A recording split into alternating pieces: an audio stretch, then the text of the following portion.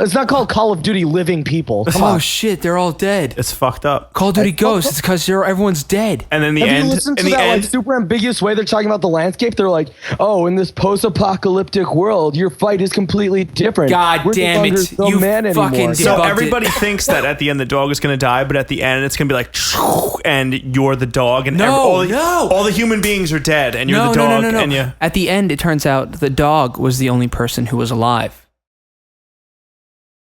That's what I just said. I hope the entire game is told from the dog's perspective with an internal monologue voiced by Michael J. Fox.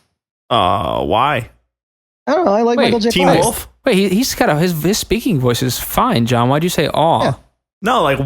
It has what you did there. You brought up that he has a disability. I didn't even say that. That's what you're saying. That's what you're saying. You're implicating. You're pointing implications my way. I think. Oh Michael, my god.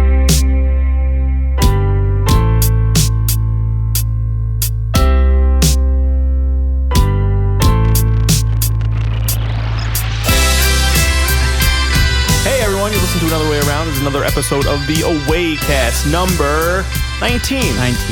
I'm John Ezzalona. I'm here with Gregg. Yes. Andrew. I'm here. Della Rocca. I'm here. He's here. He's excited today. I'm ecstatic. He's ecstatic today. Josh Hinkey, he joins us from Chicago.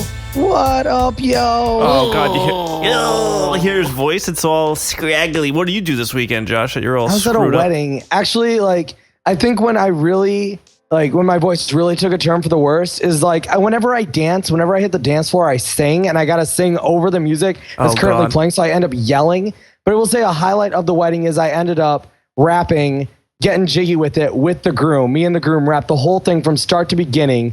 It was from start to end, start to beginning. Someone has to have footage of that somewhere. I need to see it. There are 22 seconds of it on Facebook. So Na. It's pretty, which is actually I think like those are the words. Me and the groom have been friends for a really long time, and what was most amazing is that we did not know that we both knew that song cover to cover. We didn't know that and we just started rapping it. So we looked at each other with this look of wait, do you know all the words of the song as well? And then it was just. I always think it's funny when people sing at each other, especially girls. Or dudes too. I guess rapping's cool, and you had a moment, but we were definitely rapping to each other. It's so funny. I think at moments when I have trouble finding my groove in dancing, I start singing, and then I get in the groove with dancing. Yeah, no, I think that's it helps how you get involved. Yeah, I always sing when I dance. I can't help it. Yeah, I think that's just a nervous. It's an aid. I don't sing when I dance. I'm just so focused on my moves. On your moves. You just breaking it down? What's your best move? Spin twist. Spin twist? Ooh, that's a good one. I've seen Gregg execute the spin twist before. It's something to be seen. What about you, Josh? What's your move? Oh. I do a pretty good running man. Running man? I'll cut it to the running man if I absolutely have to. Never heard of it. I fall back. Yeah. YouTube it. YouTube it? Can we YouTube you doing it?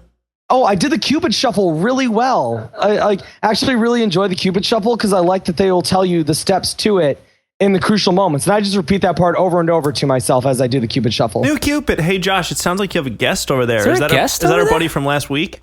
Yeah, no, he was giggling because he remembers me doing the Cupid Shuffle. That's cool. You have an audience. Oh, yeah. That's great. He was good last week. He was good last week. Give him a high fiver. He wants a shirt. You got to give him a shirt. Okay, we'll do. On the next print run. Awesome. We're going to do black and white shirts. $49.99. 40 before tax 49 and shipping. Not shipped, yes. Shipping is $6. To the continental United States. Anything else? Yeah. Is double. He lives in Anchorage, so. Oh wow. Yeah, we don't ship there. Yeah, that's not really even in the United States. No, that's more like Asia. Yeah. Isn't that Russia? Isn't that what someone said? It's Russia? It's part of Russia. Someone said that. Wasn't there, what's the name of that bridge that used to be there? The transcontinental... Oh, the transcontinental railroad? No. That exactly used to be there. It's that land bridge. The land bridge that the nomads walked. The nomads walked across to populate from the Pangea. Indians came here from the great Pangea. What's that called? What was that called? Something land bridge. Trans-Pacific or... Okay, we'll go with that. Megalomolife. Yeah, what? I like that. No, the Megalomolife Trans-Pacific Land Bridge is what it's called. That's what it was. That's how we became who we are today. Yep. So in this episode, we're giving away 3 prizes. 3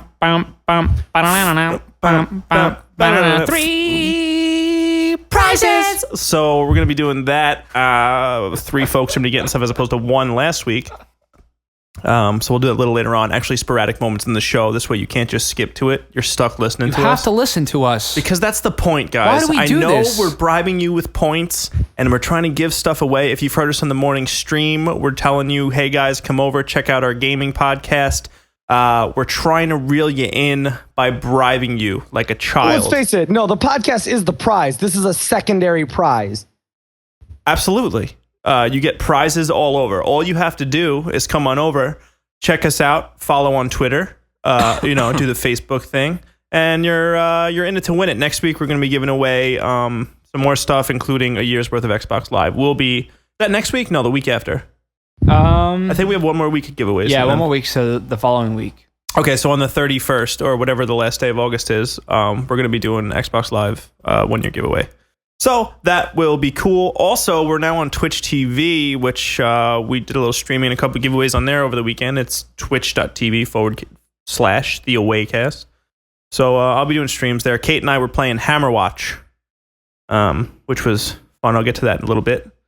But yeah, so check us out there as well. So randomly, you know what? Let's do one real quick right now. All right, our first winner is going to be 400 Microsoft points, and that is going to go to Justin Carguth.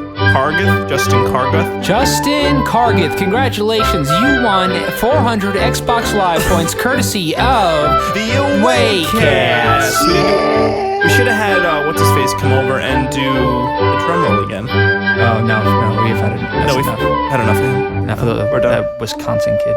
So it's at Justin Carguth. He followed us on Twitter and several other locations. So he's getting 400 free Microsoft points. So Justin, you can email us at the email that we love to be emailed at, which is theawaycast@gmail.com. So it better be you. Don't be fucking lying to anybody. We'll come find you. What? Nothing. I was gonna just, I wanted to. I think we should say something nice about the morning stream on our show. Yeah. Well, we've been running with the morning stream for a few weeks now. They are a wonderful morning show. Obviously, they run it 4 days a week with Scott and Brian. Scott is a fantastic cartoonist as well as avid World of Warcraft player. Which he also runs The Instance, which is another really great podcast of his. I'm not huge on WoW, but he does do a really great job. So he ran ads on there. They're great to listen to. I don't know, what's the URL though? It's just Google the morning stream. I know it's Frog Pants. Frog Pants, yeah. Frogpants.com, and then / It's a podcast network. But they've been doing a really good job giving us ads and driving some traffic to us, so we appreciate it. Any tadpoolers, that's the people that come from the morning stream. Any tadpoolers listening? Tadpoolers or tadpoles? Tadpoolers. Tadpoolers. It's tadpoolers. Yeah, that is the multiple of tadpoles? Yeah, no, I guess this so. is specific to them. Their following is called the Tadpoolers. Oh, cool. I like that. So, because like when they're doing their cast, they're running live stream. Yeah. And they have a chat, and I guess it's called the Tadpolery. I don't know what it's called. Yeah. But they call each other Tadpoolers. So any Tadpoolers that are here saying what's up, guys? Thanks for coming over and actually listening to Scott and Brian's advice to come over and check out the AwayCast. Yeah, thanks, guys. You guys are awesome. Thank you. Yeah, thank you very much. That was nice, Josh. I didn't think you were going to chime in. I'm trying to get in there. I want to say thank you to people that come and listen to the show. I like to let you do all that work and then just chime in with thanks. Yeah, Josh does a really good job of retweeting. He does all the work.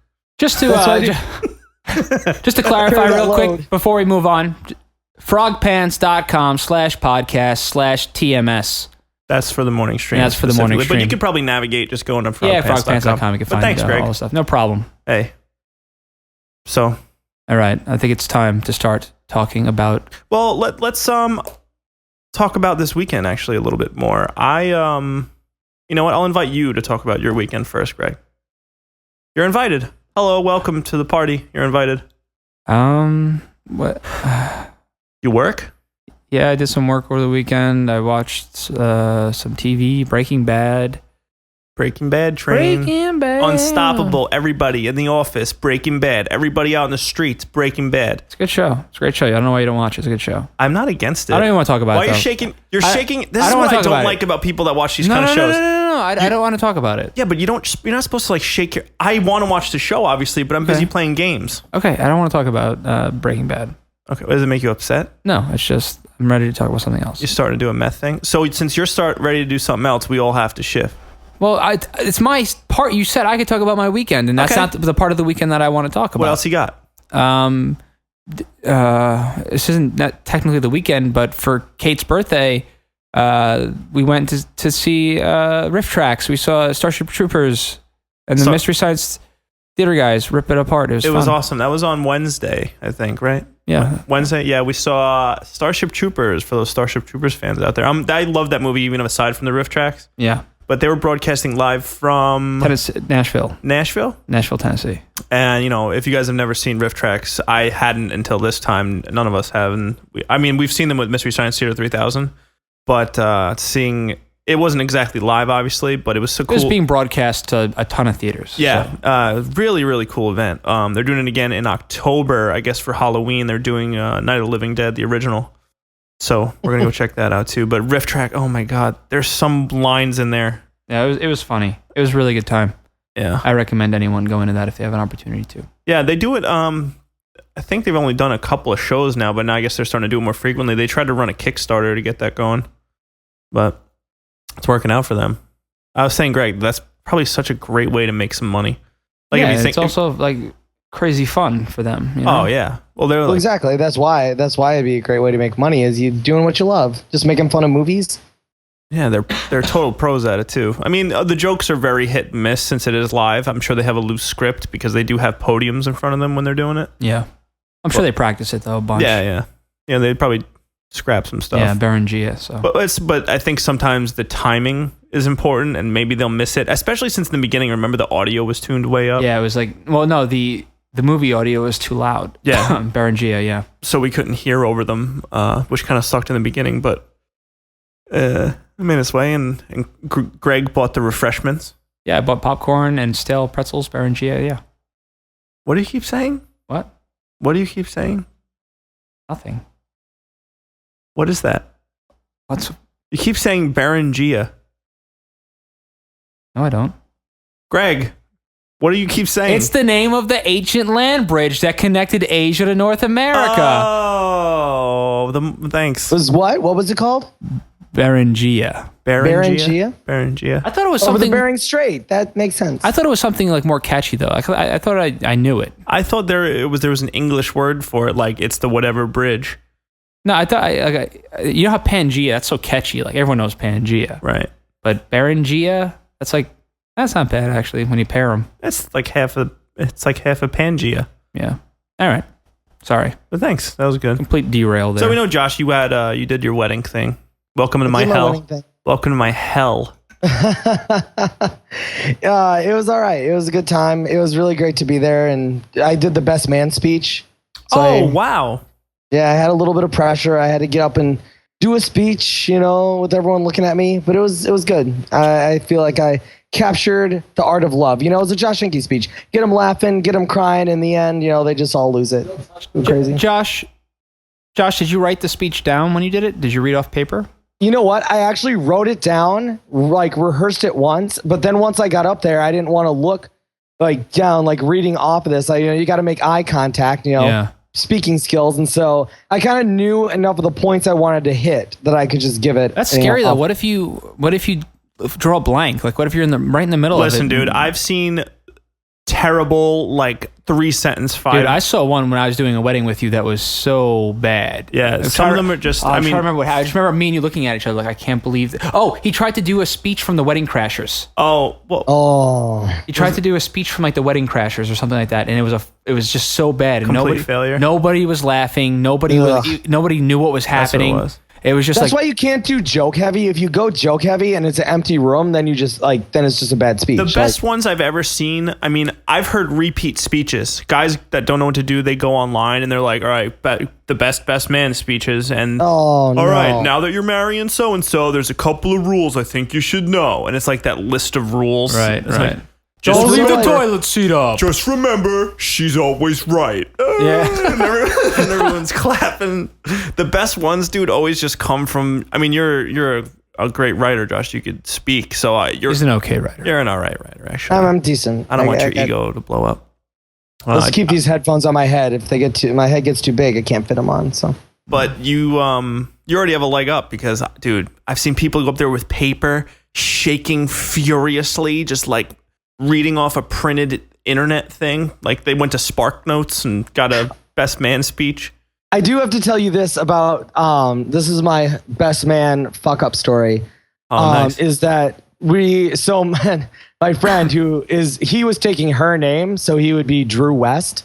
Whoa. He took her name. What? Yeah, so like his name's Drew Drager and he's not really a big fan of it. So like her name's Jamie West and he's like, I could make her be Jamie Drager, whatever that is, or I could be Drew West. Drew West is a much cooler name. I'll be Drew West. Wait a minute, but you can do that?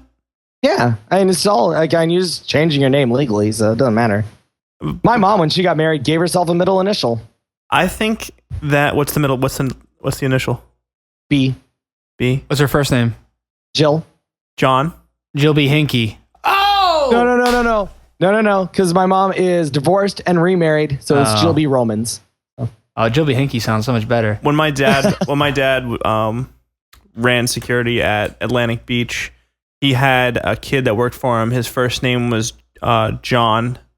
His last name was Good, and his middle initial was B. Oh, there you go. Everyone called him Johnny. Yep. Johnny be good, but then which is awesome. But so I thought if his name was John B. Goodman. John Goodman? Yeah. What's John Goodman's middle name? Good. His last name's Man. What is it? They're like, John Man. John, no, it's not good. What's your middle name? Good. John Goodman. Nailed it. They like some drunk guy. Dude, you're a real good guy. I'm not a guy.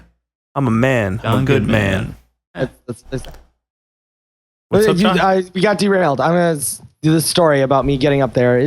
Changing his name to West, walking into the theme from the third Lord of the Rings movie, Into the West. Oh my goodness. Which I thought was appropriate.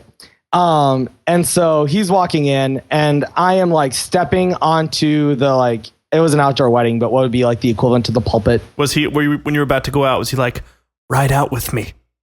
Ride out. No. We were coming in from different areas. Whoever that would have been epic. God, I should have just said yes. But anyways, I'm going up there on the stage. I take that first step, and instantly, I know my fly is down. Instantly. You can feel the breeze? You can feel the breeze coming through? I can feel the breeze coming in. And like when you're wearing a tux, you have all these bells and whistles, like suspenders and cufflinks and like all these things that, of course, I forgot the simple thing. Like my fly is down. So get up there. The first bridesmaid comes down, all the heads turn, and I just, do a little quick zip. And of course, like the groomsmen's brother and sister are staring right at me, just locked eyes. And they have that look on their faces like, we saw. That's all right, though. That happens. I would have incorporated that into my little skit. Your entrance dance? Like that's your thing. Like, fly down. Josh Hinky's in the house. Fly down. Do a spin, do getting jiggy with it, and do your fly up. Yeah. Fly up. Fly up. I'm sorry, I'm getting the visual right now of Josh like doing a split, doing a spin, split, fly zip up, walk, do the bridge. Like they were like thing. Limping around because I've like pulled a hamstring. But that's not too much of a disaster, man. It could have gone way worse. Oh yeah, you had a couple of drinks by then. I'm assuming. Did you drink? I was allowed 2 drinks before I gave the speech. That was the rule. Allowed? Yeah, like the bride said, she's like, you can have 2 drinks. Oh no, I'm not having one of those speeches at my wedding. It sounds like Johnny West is gonna have, what's his name? Drew West. Drew West is gonna have a very healthy and happy marriage. They're gonna be great. I know. I'm just kidding. Lots of love in that mix. So yesterday I went to Atlantic City on a day bus trip. Every once in a while, I probably brought this up last time I went to AC, but Greg, I have to tell you, since you've talked blackjack on here before, there are multiple tables because we had a discussion about when they play the cards down or when they play them up. Right. When they play one deck, they play the cards down. When they play a whole shoe, which is 6 or 7 decks, they play the cards up. So. Oh, interesting. Yeah. It was good. I played some blackjack. The worst part of the trip was I decided to have a pina colada with banana rum in it. Just because it's like, hey, summertime, come on. Pina colada, that's got some summer things in it. I have terrible acid reflux. Oh. Dude, I suffered the whole bus trip home for 3 hours.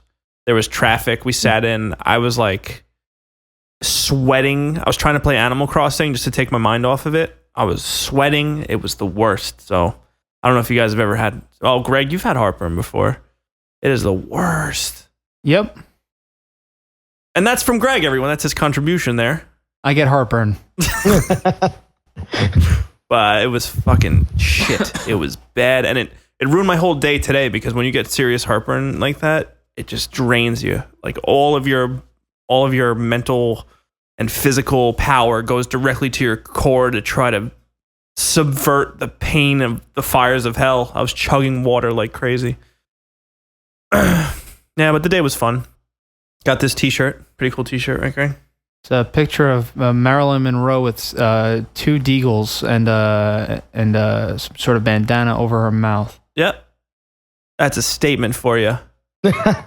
Fighting the man. It's like beauty plus power equals Counter-Strike. Counter-Strike dualies. Yeah. You guys want to talk about some video games? Yes.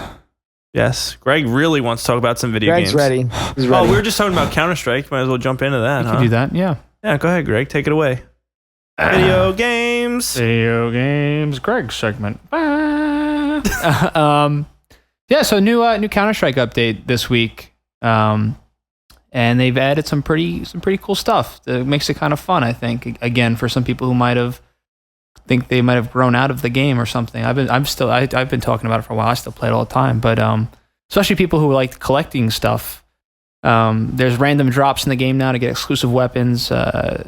Also getting weapons that are super rare. It's like TF2's model, right? Yeah, except no hats. Yeah. It's just the thing that bothers me about skins. It though, is that like I got last night I played and I got 2 weapon crate drops playing last night, and I didn't realize that. I saw that you can buy keys for the crate. I thought that when you bought a key for the crate, you're paying for a crate, and that's why you're doing it because you don't want to play the game. You just want to buy the crate. No, they're separate. But actually, you get the crates, and you have to pay $250 to open these crates that you get. I think that's kind of shitty. And you have to buy the key also? Yeah. Every time you get a crate, you have to rebuy a key. Well, no, you're only paying for the key when you get a crate. Right. So it's every time you open a crate, it costs you $2.50. Dude, that's the big craze on Dota and Dota 2. But I gotta say, I got nothing good out of these crates. I just got skins for my guns. It's not worth $5 to me. But speaking of Atlantic City, that's like the gamble because you can buy the skin you probably got for like $1 in the actual Steam marketplace. But if you take a risk and pay $250, you can get one of those skins that are worth. Right now, there are knives up there. A knife. I saw that for like $200. $200 for a knife skin. I remember when we played Counter-Strike 1. Whatever, and you used to just be able to go in and put in your own models if you wanted to. I think there's also, because there's new guns also, like there's a bayonet option if you unlock it, to have a knife on the end of your gun, and you can knife with your weapon.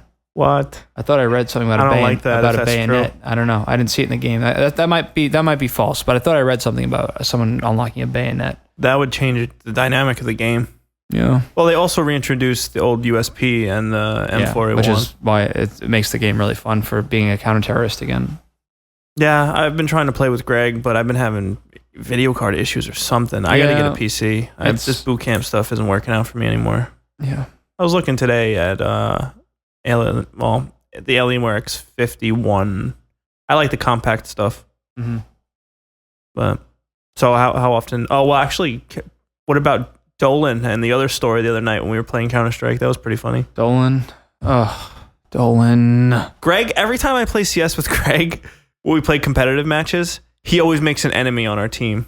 Well, because here's what happens. I don't know what it is, but whenever I play with John, and it didn't happen the very last time we played, and I think it's because he might have hosted it. But when we were playing with Dolan, whenever I host the match, I feel like I lag out like crazy. And then I also realized it has to do. I'm playing with a giant monitor, and it's slowing down my FPS.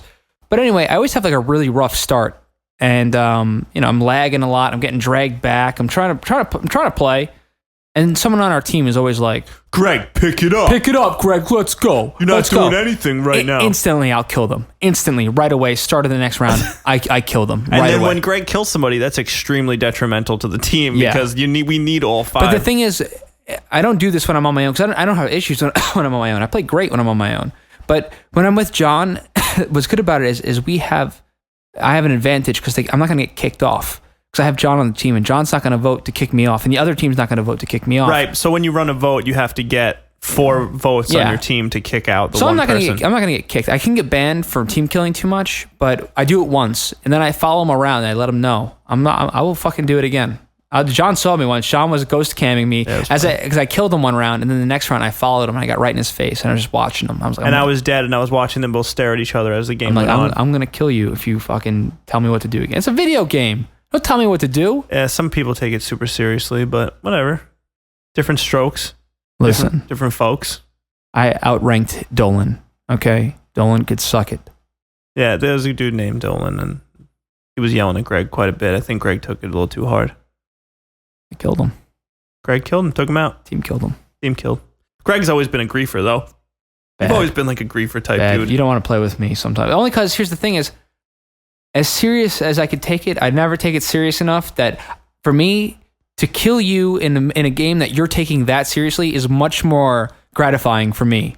Well, okay, perfect example. I noticed we were playing on Dust 2, one of the maps, and there was this one dude calling the strategies because you have to know how to go into the bomb sites, and everything the guy would say, Gregg would do the exact opposite of it. I don't want to do it. But he purposely did the exact opposite, and everyone was getting so mad, and I was just sitting there hysterical laughing. After you left, or got I killed kicked, them. I got kicked, so I killed them. After you got kicked, they were like, tell Gregg, suck a fat one. I'm like, all right, no problem, bro.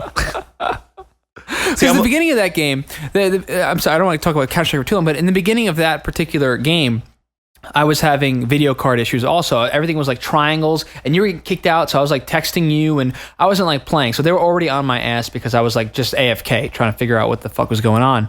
And then once I started playing, I was doing okay, and then at the end I lost I stopped caring because we were losing. And they were so mad, so I team killed again, and I got kicked this time. I had a 30-minute cooldown. Josh, is the reason you don't play multiplayer games because of guys like Gregg? No. The reason I don't play multiplayer games, the reason I don't play multiplayer games is because of the people that like Gregg is having this issue with. Just the people who are going to be like, hey, bro, how come you're not like stepping it up? Like, well, you don't know how to watch this map or something? And I'm just like, no, I don't, because this is the first time I've ever played multiplayer. Shut the fuck up. Like, that's why I don't like multiplayer games. Is that for that exact reason? If I'm just playing and like when I do play multiplayer, I'll just turn everyone off. I don't want anyone speaking to me. I want to do it. Like if I'll just play with you guys. Like that's totally fine. Or if I like knew you guys, like I would, like have a mic on and chat with you guys. But I don't want to have to like, sit there and respond to these douchebags that I have to hang out with. Like, I just want to, hang out with the people I know. I don't want to have to run into these fucking trolls. Well, now that we're all aware that how I am a known griefer, and I can get in the zone and I can play as a good teammate. I can. So I'm a little concerned. Here we go. About Payday 2. Payday 2. So I could tell everyone's concerned, and nobody wants to play with me. I don't think anyone wants to play Payday with me. Anybody that's played the original Paydays, you know all about it. But Payday 2 requires there's a heavy reliance on team communication and timing and just absolute focus. Like Josh, you would not enjoy this game because it's taken seriously. And, one person can fuck up the entire mission for everybody. It's hard to tell me not to kill hostages. That's the first thing. First thing is, it's really hard to get me not to kill any civilians. It's almost impossible. If you get me in a room and there's civilians, I'm going to kill them. I'm going to kill them. Especially because in a game like that, there's an option to. You can tie them up or you can kill them. You lose money if you kill them, but you could tie them up. A lot of money. You lose a lot of money. I am definitely going... Well, I'll do what you guys want me to do, but when I play, They're dead. Put it this way. I handed Greg the controller to play one mission. I think I lost money. I had to take money out of my off-C account. It's funny because I watched John play it first, and he went in there and he's like yelling at all the hostages, get on the floor. He's getting shot at. He doesn't care. He's tying them. He's diligently tying up all the hostages. Yes, I am. I literally walked in there, killed every hostage within the first 30 seconds. He like curses them out. He's like, get down on the ground, go, get down. They'll get down and I'll fucking blast him in the face, just fucking killing it. As they're cowering in fear, Greg solidifies his dominance. The mission. You died. I won the mission. Remember that. Yeah, but I lost the mission because I waited so long to get the biggest payout. Right. Well, no, John, I got all the jewels and I got all the jewelry. Okay? And you were the prettiest girl at the ball. And I killed mad cops and every civilian, and I still walked out of there with $81,000 profit. Anybody that knows Payday knows that. That was a $120,000 mission. So I lost 40 grand killing a couple people, and I had a good time. It made my soul feel good and warm. It made my soul feel good. It made my soul feel good to take down those civilians. Yeah. Payday 2, chicken soup. See, here's for the problem. soul. Like in doing something like Payday 2, where like I would either get super into it and be like, playing with like 4 people, get really into it, be really on the ball, or else I would go into that rogue like place where, and I think if I was playing with 3 people I didn't know, I would find it more fun to fuck up the missions and get people angry at me than I would to actually be a like responsible player. You and Greg should go out for coffee sometime. Well, what happens with me a lot of the time is when I'm playing with other people is I will start out trying to be a team player, but if I screw up the littlest thing, like if in my head I'm like, I'm going to be stealthy this whole time. That's what I'm doing. I'm being completely stealthy. If that gets fucked up at any point, the whole thing doesn't matter. The whole thing's a wash. Everything's a wash. So let's face it, like when you're doing the heist thing, the only way to make those like the heist gets fun when everything goes to shit. When it gets the most fun when you're out in the street with the shootout and Tom Sizemore's running over. I just watched Heat. It was just on HBO like last night. Okay, so get this. Monday, right? I did not pre-order Payday 2. Okay, I don't think any of us did.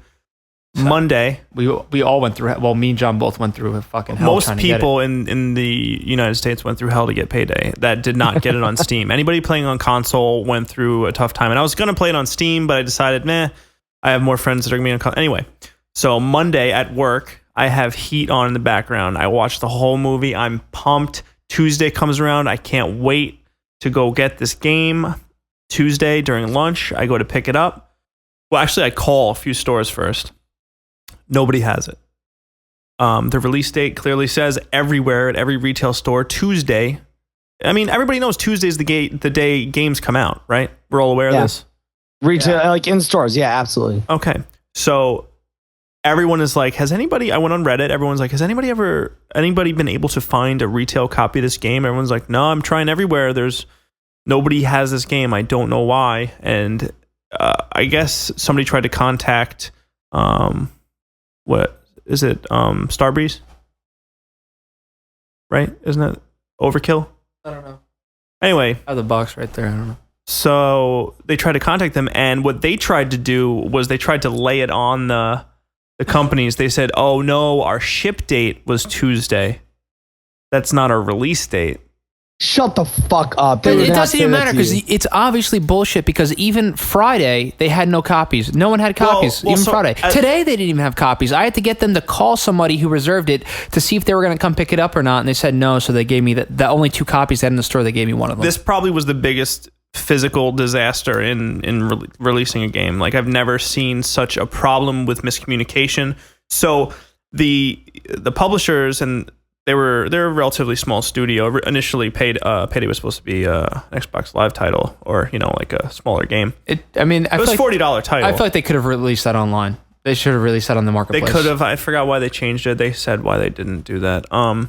So they told everybody. They had a press announcement or whatever, and they said that everybody misconstrued it for the actual ship date, and they blamed it on the outlets that were getting. Oh my god, I can't believe they did that. Right? So, and a lot of people, I don't know. Well, I don't really know how people took that, but to me, I'm just saying nothing adds up, obviously, because games release on that date. I don't see how separately Best Buy, Toys R Us, GameStop, whatever, EB Games, whatever place you go to, how they can all misinterpret it the same way.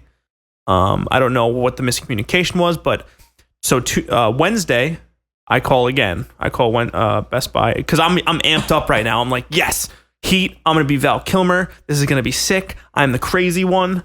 We're gonna do this. And everyone on Facebook was getting pumped up. I was posting videos of The Town, the Ben Affleck movie. I was like, check that out. That'll get you pumped up. The Town's good. Yeah, Town's very good. Yeah, very, very good. I was posting some stand-up comedy from Chris D'Elia that talks about how every heist movie is the same. He's like, all right, here's what we're going to do. We're going to go in, get all the cash, put it in a bag. You ever see that? Yeah. Yeah, I'm familiar with the bit.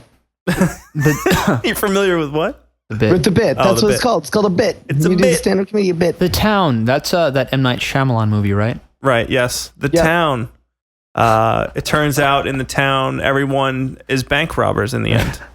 It's the whole twist. town full of bank No. robbers. It turns out, all right, spoilers. It turns out in the town that everyone's Ben Affleck. Ben Affleck is all of them. Shit. Oh, bro. And everyone's dead.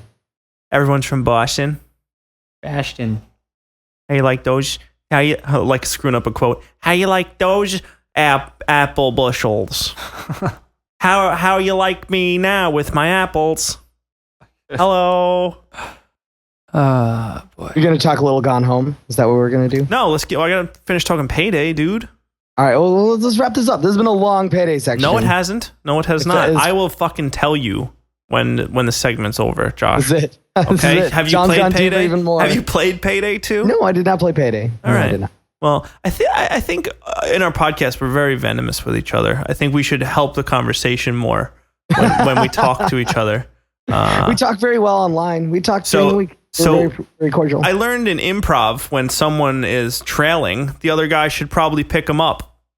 Right, Greg? I don't know what you're talking about. See what this is? That puts a stop. You have to say yes and. That's the key to improv. This isn't fucking improv. It's not? No, it's our radio show. We're on the radio? You know what I mean? No. No, I don't know. No, I don't. See what that does? Okay, That puts the brakes on it. Well, what else do you want to say about? See how mad you got, Greg? Because I want this to go good. It's going well. No, it's going bad today. No, it's not. going bad today. You know why? Because you're full It's of a bad podcast today. you have conflict in your It's heart. a bad cast. I'm not gonna support this one. See? That's our issue, is that you don't support it. Josh, you're very silent. I'm ready to talk about Gone Home. I'm so excited to talk about Gone Home, and I'm just waiting out this Payday conversation. All right. Well, let's move on to Gone John, Home. wrap it up. Payday 2 is a really good game. I think it's really fun. You get all your friends together. You rob some banks. There's a really cool job. Okay, good. Okay. Yeah, Josh. Go ahead, Josh. Gone Home. Gone Home. Gone Home is the best game that came out this week. Forget Payday 2. Buy Gone Home. It's $20. I agree with you, I think.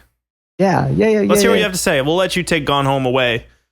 I'm taking it away. Take it away there, champ. I've been really excited for Gone Home for a long time. Like the Fulbright company has had this game circulating around for a while, and they've been working very, very hard to you can tell that there's very much an art of perfection in this game. It's very short, very concise, but they really have just tried to nail that atmosphere and create something that is very unique. And I really enjoy that.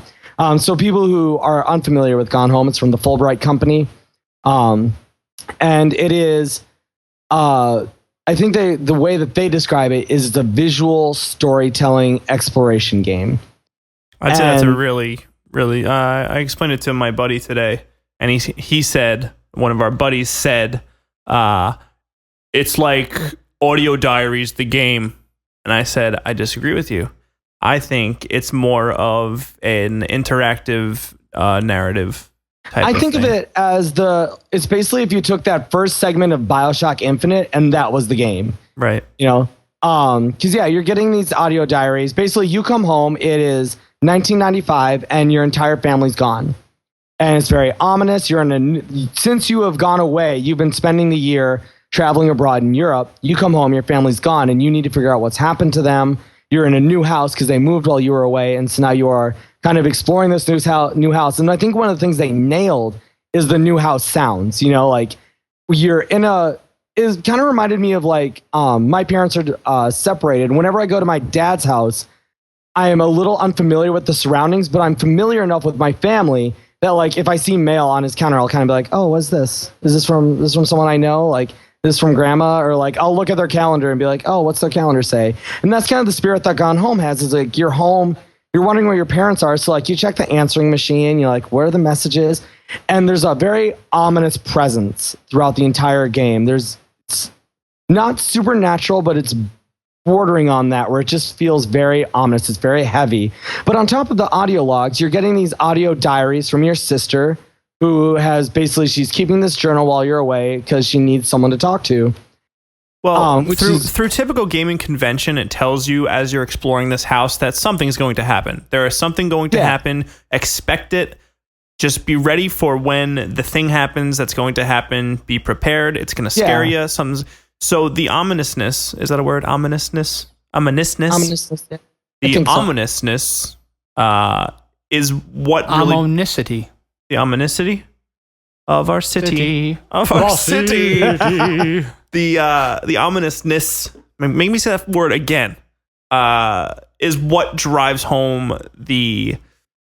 I was about to say soul. I think Gregg said that before. Yeah, it creates the urgency in the conflict. You know, it makes you want to keep going because you need to figure out what happened because of this ominous presence in the house. What I find to be the best part of the game for me is that it's not a hostile game, but you know what? You doubt it. You doubt that it's hostile, that it's not hostile. You doubt the innocence of it because the house itself scares you quite a bit. I mean, like Josh was saying, the creaking of the house. This is all happening during a very loud thunderstorm. Lights are out, doors are locked. You're finding no spoilers, guys. No. I'm sure there will be no spoilers. But what I found to be the core resonating point in this for me was, like Josh said, when he goes through his an unfamiliar home, or just like as a kid going through your house at night and kind of feeling that presence of nothing. And there's like wonderful sounds that are happening in the background. Like you'll hear like a creaking and you're just like, what is that? Like, is someone behind me? There are moments where I'm literally like, is someone standing behind me? And you turn around, nothing's there. Right. And like, it's not supernatural. It's just house noises, you know?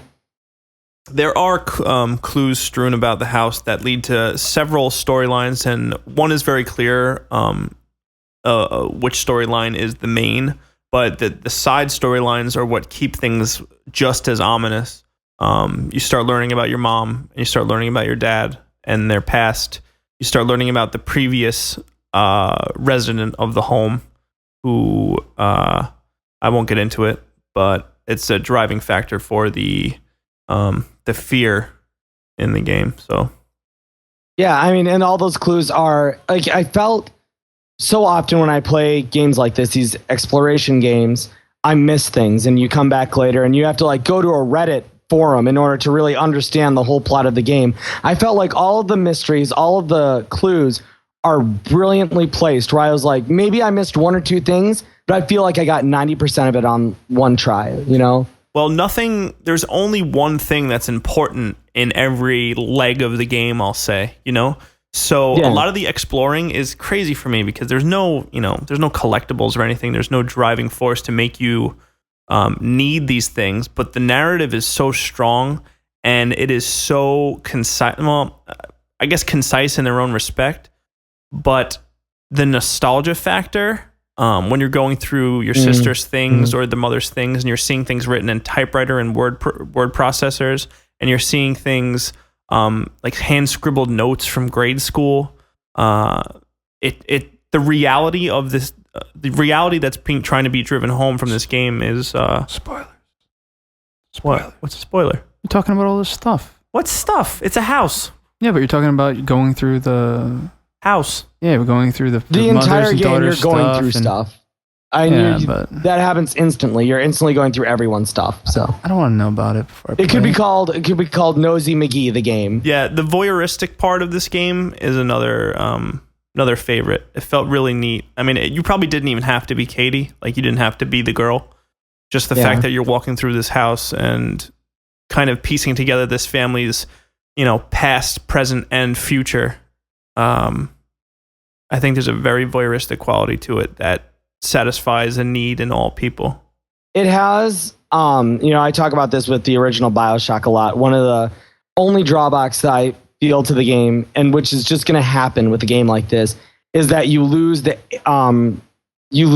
story that is being told to you is being told in the past. And aside from finding the clues, there is no effect you are having. You are not, none of the things that are happening are as of consequence to your actions, aside from you finding clues. And, I normally, in order to create urgency, a story needs to be present. You want to be, in the middle of what's happening so that you feel not some control, but you feel like you are witnessing the story.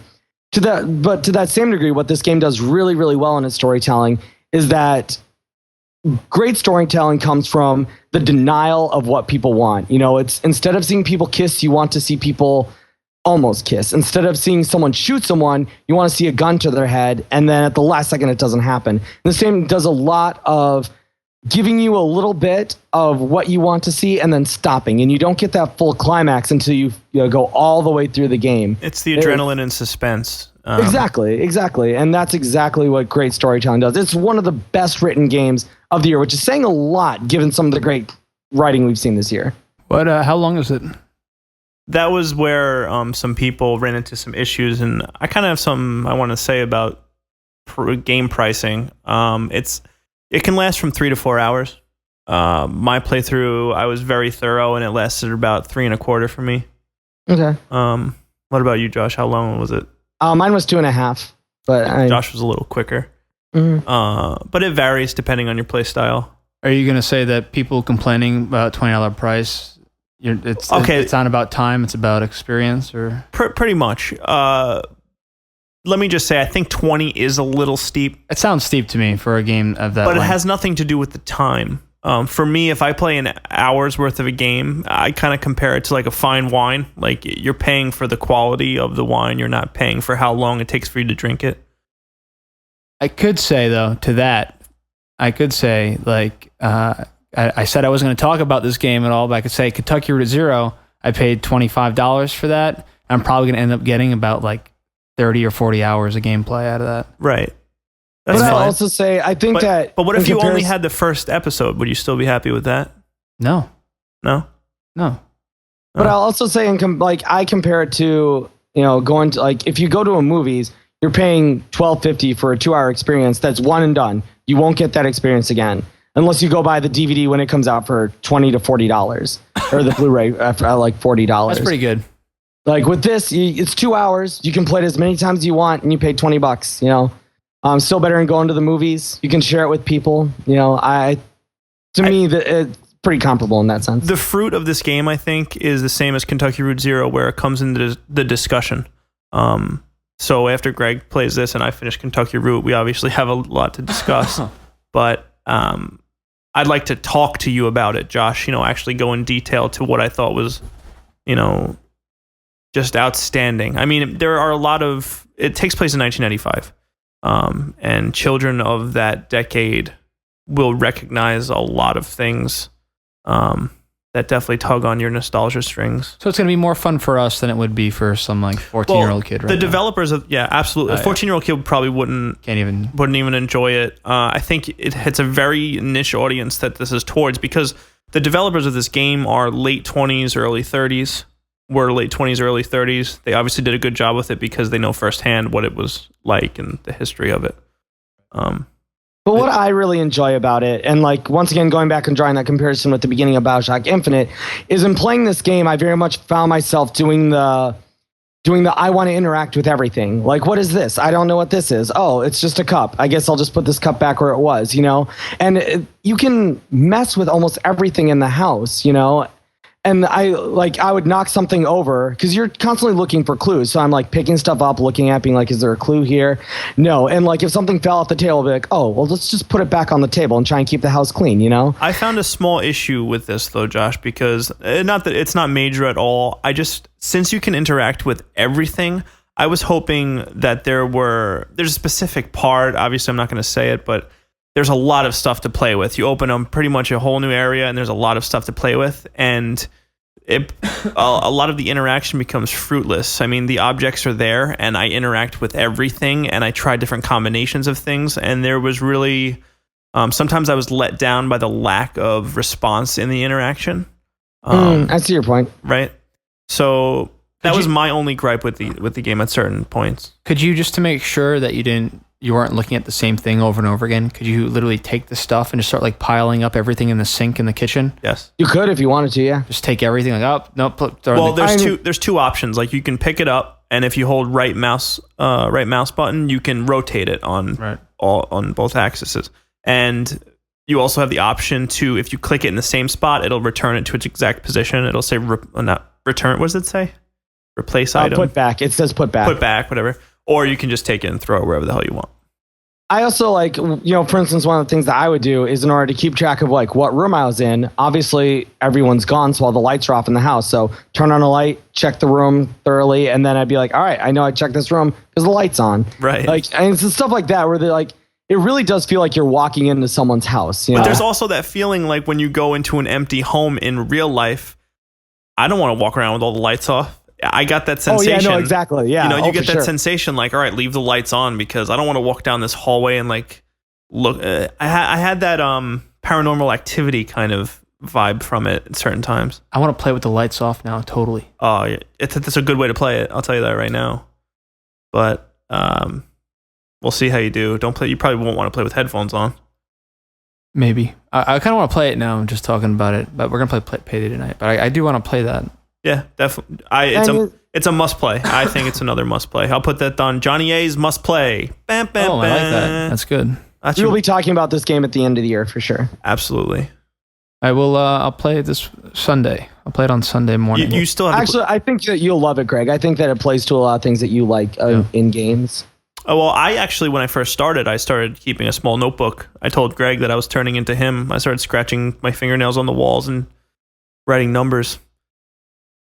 Is that something you guys find useful? If you can do that, you can draw some cool parallels. There are some cool things that, like hints that are given to you that you must remember things. It's not going to spoon feed you stuff. You literally have these audio diaries, but aside from that, you must remember hints that are given to you. You do have a very small inventory for key items, and you also keep the progression in the game happens through. That's why my buddy earlier mentioned that it was like audio diaries of the game, because the progression happens through audio diaries, the main story. So they let you keep those if you'd ever want to reference those, which is good. But it definitely gone home. I think it was 19. What was the price point on it?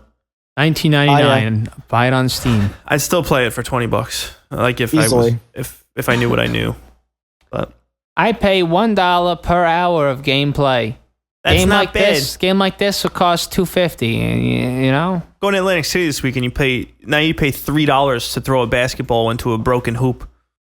$3. I thought it'd be like $5. Honestly, yeah. A lot of those carny the little fairs, it's like $5 a throw. Yeah, maybe it was $4. Maybe Six Flags is $5 a throw. Is it I really? mean, it's all about the experience, right? You want the experience of throwing the ball into a broken ass hoop, right?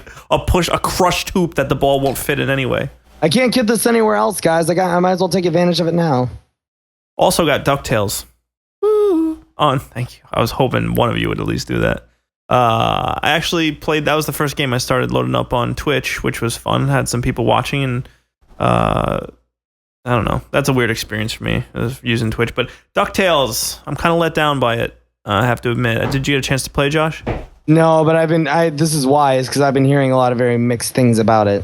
It's exactly what people who loved the original Ducktales wanted.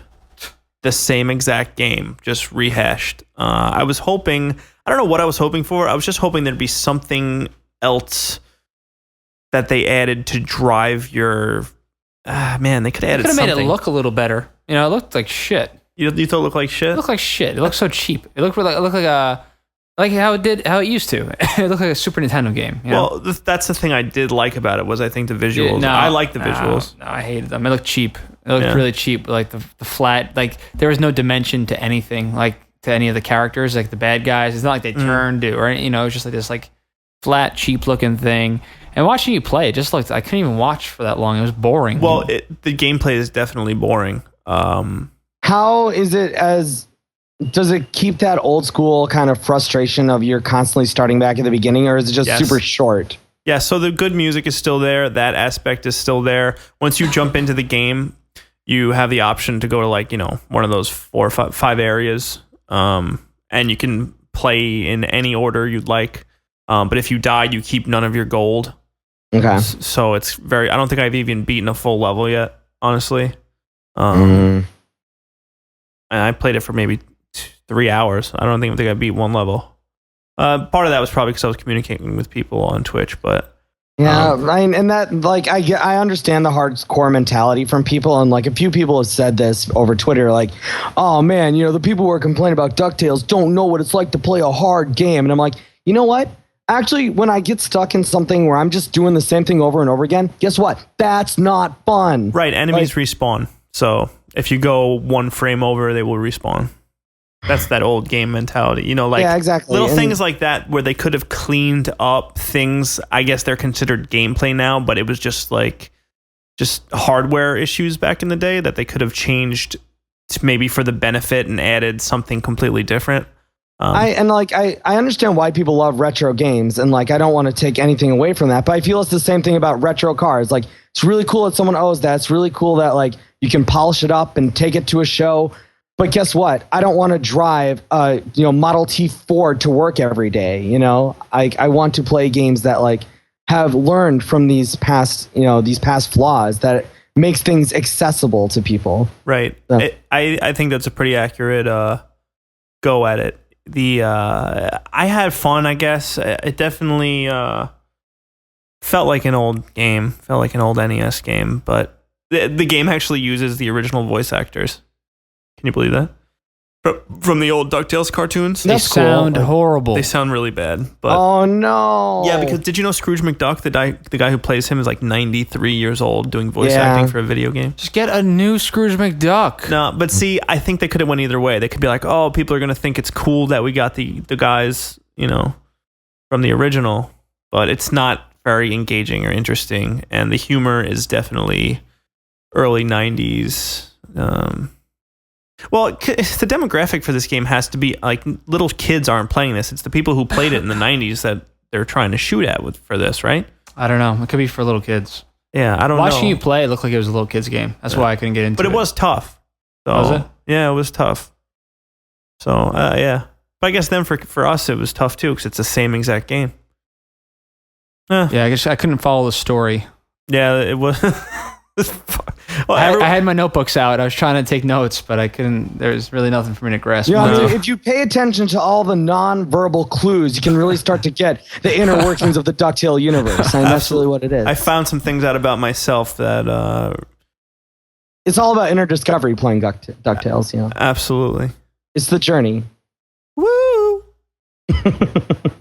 Also I mentioned earlier, I played Hammerwatch, which is an indie game. It's that looked fun watching you play that. That was fun. I played it with Kate, and we did a giveaway. We gave away a copy of the game, but it reminds me more of Gauntlet than anything. That's what it looked like. It looked like you guys were playing Gauntlet. So it's pretty much like a 16-bit Gauntlet with some upgrades, and I don't know. I enjoyed it. I turned my mind off, and it's just like, they have a couple classes you could start with: Paladin, Rogue, Mage. Typical fantasy tropes, and we played local co-op together, and I don't know, it was fun. Give it a shot. Check it out, actually, Hammerwatch. Go to our Twitch channel. There's recordings of John playing all these games. Yeah, there actually is. We don't have the audio set up for that perfectly yet. It sounds a little choppy. It sounds fun. Let's go watch. Yeah, go check that out. Actually, I forgot about that. Thanks, Gregg. But it was good. Definitely pulled on I always wanted some kind of old Gauntlet game with upgrades and stuff. I thought that was neat. Oh, Gauntlet Legends. Yeah, that'd be a nice game to remake. Game's awesome. I want to see that next gen. That was an actual stand-up arcade game too, right? Yeah, that is also N64. N64. Right. Yeah. So good. Warrior shot the food. Like a jester with bombs. Oh, I remember the jester. He was different. Yeah, that was my dude. Yeah. I always played warrior class growing up, and I started changing in my teenage years. Mm-hmm. My later teenage years, I started doing, like in Dragon's Crown, I played sorceress.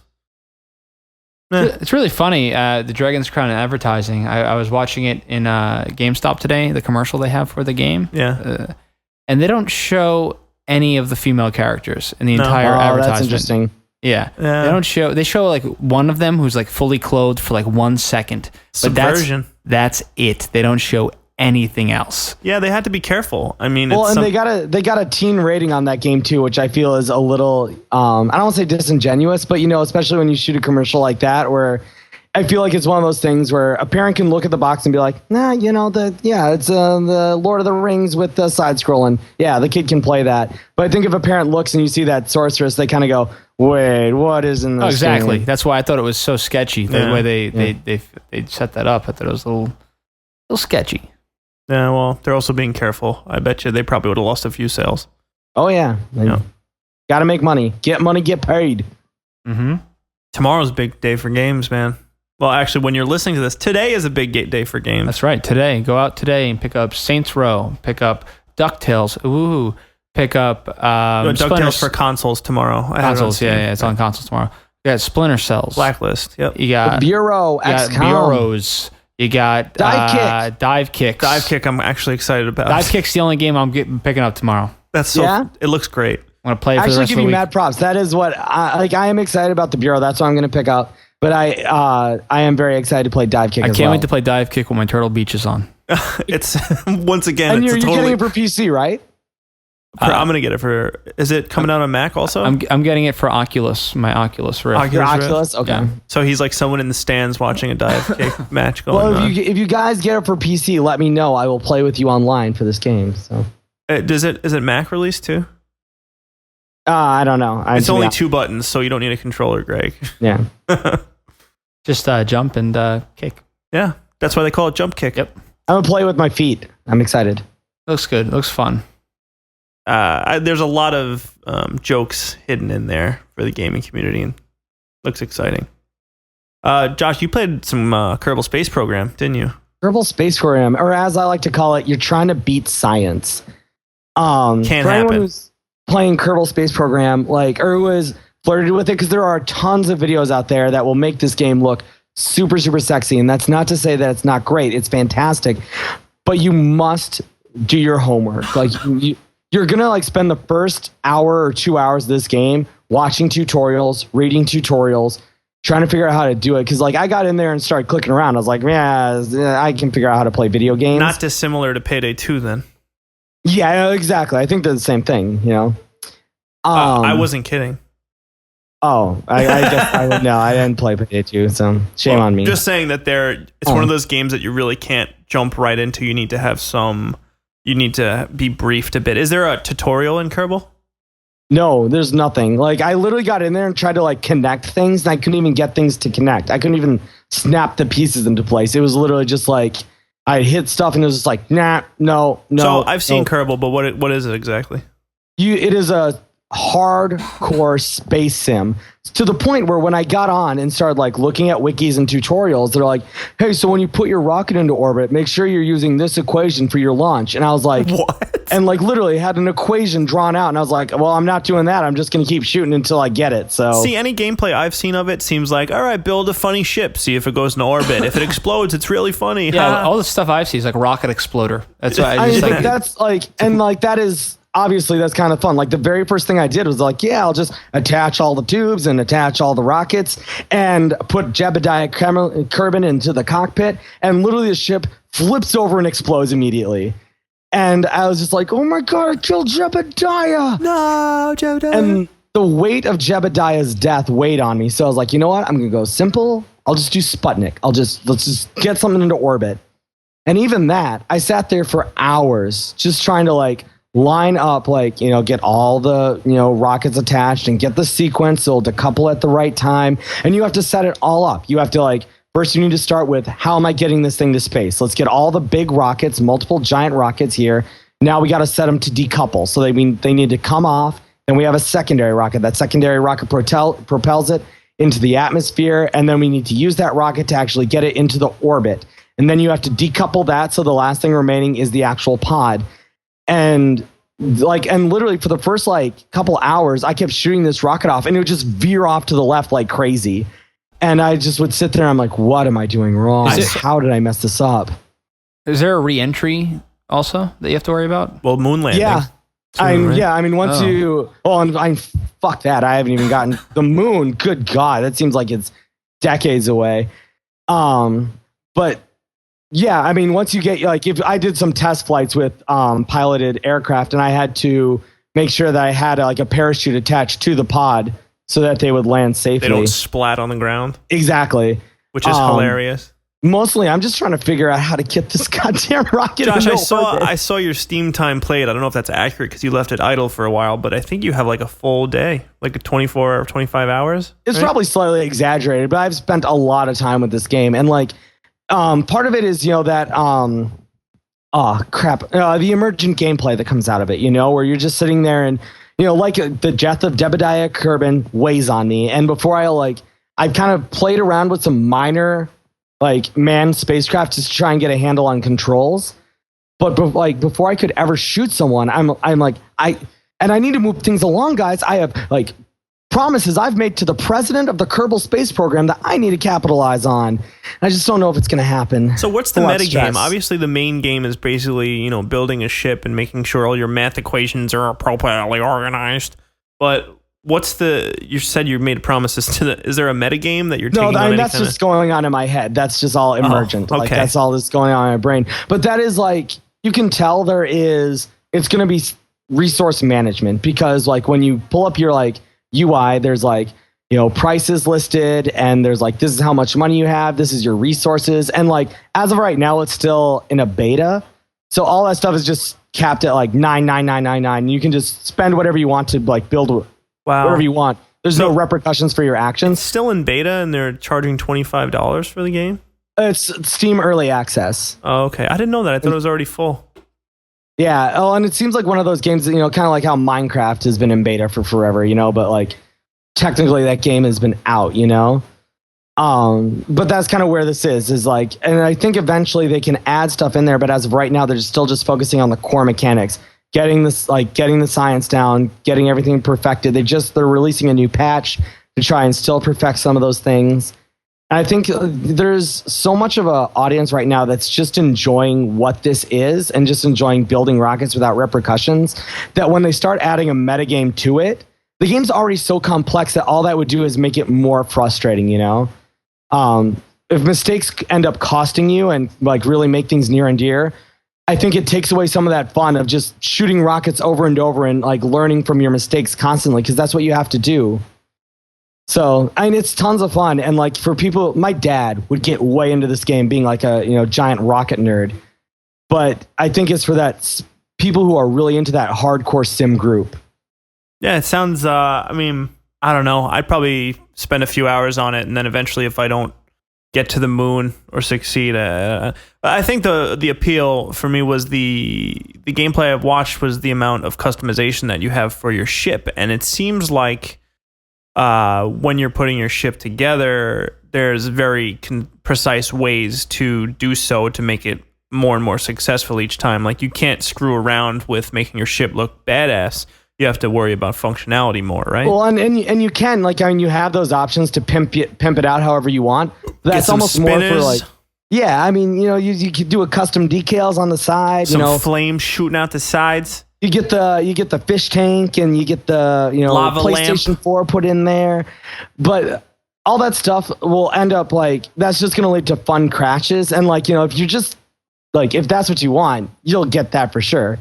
There's going to be, it's so easy to mess up and blow things up. And, if you're just looking to, but that, I think the breadth of that gameplay is only a couple of hours. You blow things up for a couple hours. There's not much else to do. Yeah. There comes a point where you're done blowing stuff up. You're like, all right, let me do this. I want to do Sputnik. I'm at least as smart as the Russians in 1960, but I'm not at all.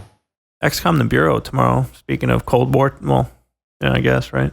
Yeah. So you mentioned that earlier. I saw that Destructoid review got leaked. Did you see that? Oh no. Yeah. What did they say?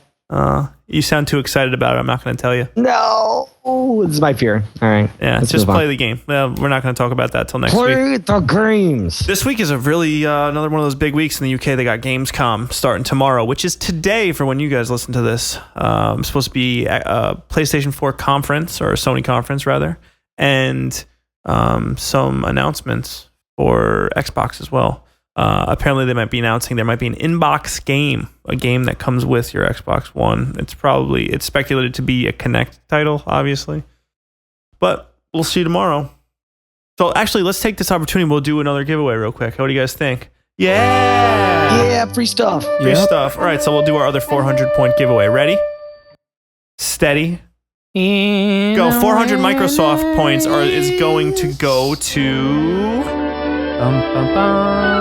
Matt Kruk, you get 400 Microsoft points, buddy. That's it. 400. That's Deal it. with it. That's all Way you to get. go, Matt. Way to go, bro. 400. That's gonna help. That's all you get. Well, we have to ramp up our prize. Next week will probably be like 2 800s, and then the week after that will probably be like an Xbox One. Yeah. No, don't say that. I don't want to False advertising. False advertising. No, down, no, abort. We should start giving away like stuff that we have at our house, like junk. I have this old hairbrush. I have a cup full of dead batteries. I have a Vikings loofah that has not been used. That is nice, actually. So follow us on Twitter. Check us out on Facebook. You want to win a battery cup, dead battery cup, Viking loofah, or an old hairbrush. And 400 Microsoft points go over to Matt Kruk. So, all right. Thanks for doing nothing. Yeah, that's what we're trying to drive home. Just follow us and then listen, and you're going to love it. You're going to love it. Love it. So, Plants vs. Zombies 2, I played that friggin' thing. Damn, dude. We're going to get in some deep discussion for a second here. I'd like to talk about this, fellas. So, EA, PopCap got together. They decided to release Plants vs. Zombies 2 for free on iOS. But we know that F2P often leads to... Microtransactions, and I wouldn't quite call... It's not free. I would not call Plants vs. Zombies transactions micro by any means. So I played... I wasn't going to download it out of just after seeing the price tags on buying... Can we lead with that? Can you get into that? What that is immediately? Like what those price tags are?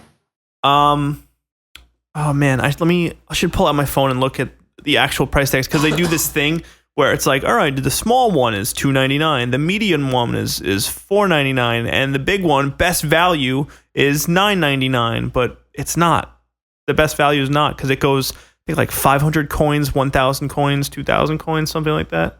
Anyway, I think to buy all the content in the game, it costs something like $50 to actually get the full roster of plants that... You gotta be kidding me. Yeah, I swear to God, dude. So you're paying for what used to be a $3 game from the App Store is now, if you want everything, I think it's closer to $60. EA is quickly finding a way to ruin everything that's good in this world. I have an issue with one of the reviews online with it. And a certain media outlet was saying, they gave it like an 8 or a 9 or whatever stupid rating scale that they use. So they're pushing the fact like, oh yeah, they're giving it to us for free this time around, really good on them, blah, blah, blah. And they say, you don't have to spend any in-game money, any real money in order to enjoy the experience and complete it from front to back.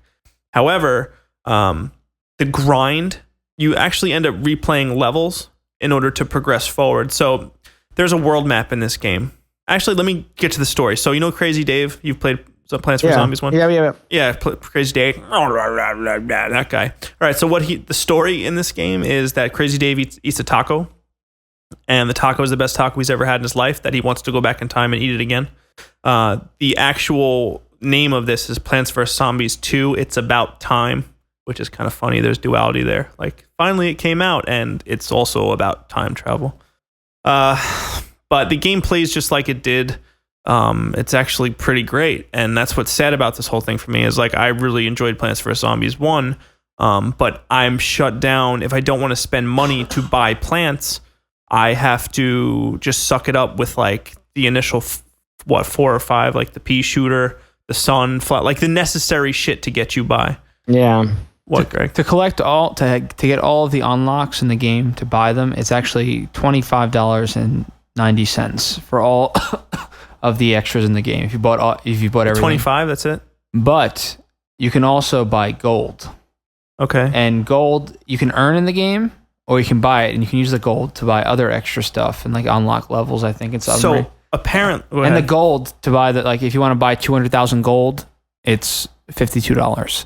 But it's kind of like that's kind of like how Temple Run is, that game. Like you can earn the gold yourself by playing, or you can just cheat and buy it. So, but this game, I mean, people know about the grind in these games. How it's like you can grind for 12 hours or spend $4. What do you want to do? And there comes a time where, you know, you're playing these games and you're saying, well, I'm investing all this time in this. Why don't I just spend the money? But then it's like you didn't earn the reward, so why even play the game?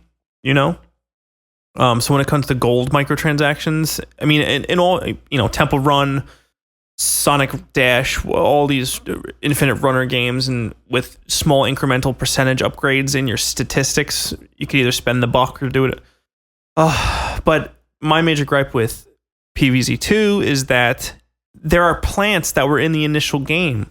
These aren't plants that were like developed afterwards and added as DLC or anything like that. These are plants that they intentionally left out to give you an advantage if you want to pay more money to get them. Yeah. So, I mean, what have you experienced in a similar fashion, Josh? That's like something like this, like a mobile game. Well, I mean, that's what that EA mobile racing game. You know, like crap, I can't remember what it was called.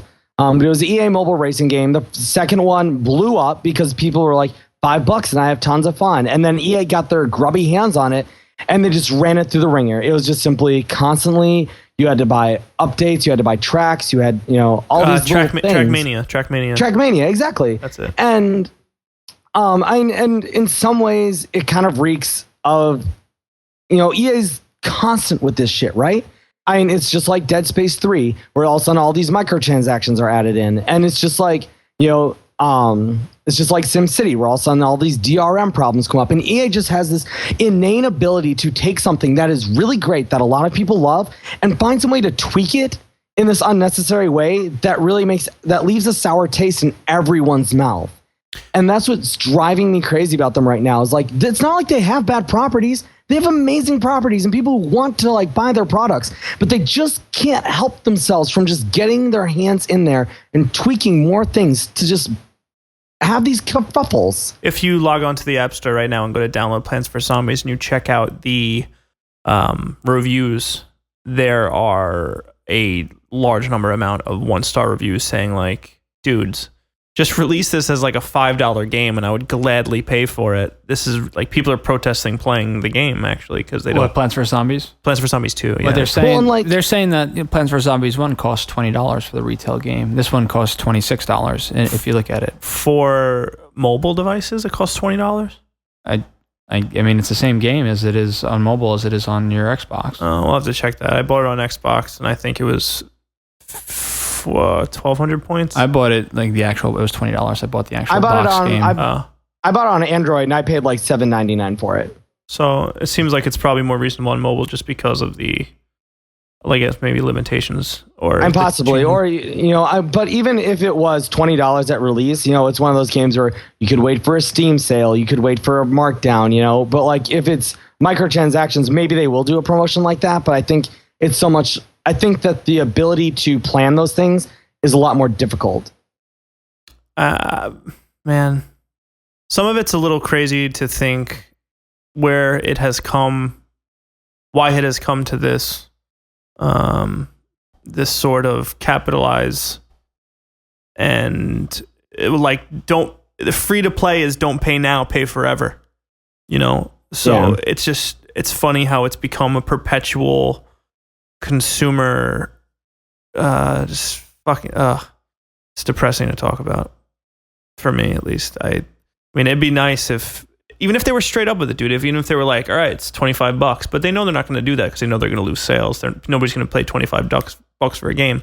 And I find that if you're playing on a tablet or if you're playing on your phone, if you hand your phone to your kid, or if they're playing on a tablet or something, it's so easy for a kid to see a picture of the the tamale plant and click, and there goes, password protect that shit, parents. Don't give them to those kids. They're going to be buying shit. They don't understand. They don't know. Yeah. So, Plants vs. Zombies 2. And it's a good game. I was having fun with it. Bothers me. So, the world map, I mentioned earlier, the world map, you have to replay levels to grind out levels, whereas in the first one, you progress through the story, or you played endless mode, or one of the challenge modes. And this is, you're going through like a Super Mario Brothers type world map, where you have to go through these levels to get keys that are random drops. These keys drop randomly, and to unlock the next level, or a level, blocked by a lock. And you could do that, or you could just buy them, or you buy the gold to get the keys. So, ball's in your court, consumers. What do you want to do? I'm actually really excited. So my roommate Ashley is way into Plants vs. Zombies. I am very interested to see what her take is, because like she loved the first one, and she's played through that game multiple times. So I'm very interested to see if she hits a barrier with this free-to-play stuff where she starts talking about that stuff, or if it doesn't even occur to her. Like if she's just totally happy just buying those things in packs. Maybe I could be completely wrong. Maybe it doesn't have any effect on that gameplay. But for someone who's really into that type of game and really loves that game, I'm interested to see how they respond to it. Yeah, definitely give us a little status report. Do a little study there. I'd like to know what she thinks. Maybe we'll just get her on here and we'll say. Yeah, we'll see. Like I will, if she commits to it. Like without her knowing that we talk. Does she listen? Yeah. Oh, okay. Shit. Maybe don't have her listen to this episode. I'll delete it. I'll just delete it from the annals of time. Yeah. Well, not entirely. We need this. Well, no, I'll do the MIB. I got the MIB flasher thing here. I'll do that on her. Did they really give those out at the wedding? No. I don't know. I heard getting jiggy with it before. Maybe Men in Black was part of the theme. Disney Infinity dropped yesterday too, and I'm tempted. It kills me that I'm tempted. I think it's so stupid that I'm tempted. I know I talked to you about it, Josh. You're not really interested, right? No, not really. Like I understand the draw, and like actually the things I've been hearing are really great. But there's just so much to play right now that it just hasn't even crossed my radar. Like it's just something where I'm like, I don't even remotely have the time to even pretend to care about this. I think I'm going to wait till a playset comes out that I think it really sells it. Like if they make Wolverine or something, if Disney drops a character that, because right now they only have, Jack Sparrow, the Lone Ranger, like all the brand new movies. And apparently some of the content in there, they bring up some old Disney stuff too. There's some Aladdin stuff. I'm just hoping they dive back into the backlog of Disney. They get some Pinocchio in there. They drop, I don't know, who else? They have plenty to play with, and like they have a very interesting catalog to pull from.